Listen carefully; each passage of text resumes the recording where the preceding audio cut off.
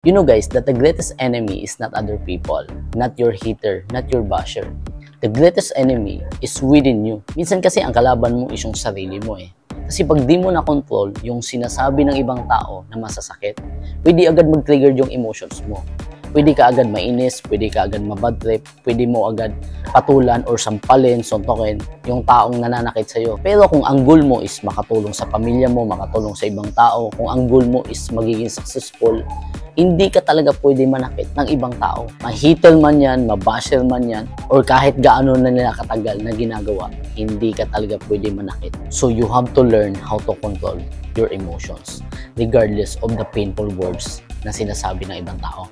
And how do you do that? You have to attend seminar, orientation, training, programs na maganda siya sa personal development na gusto mo. Kapag nagawa mo na yon, doon mo marirealize na ang importante pala talaga ng personal development sa sarili para matutunan mong i-handle yung sinasabi ng mga tao na painful siya sa'yo. Doon mo na rin matutunan, maintindihan bakit may mga taong ganun. So always remember, you don't have enemy. You just have to develop yourself.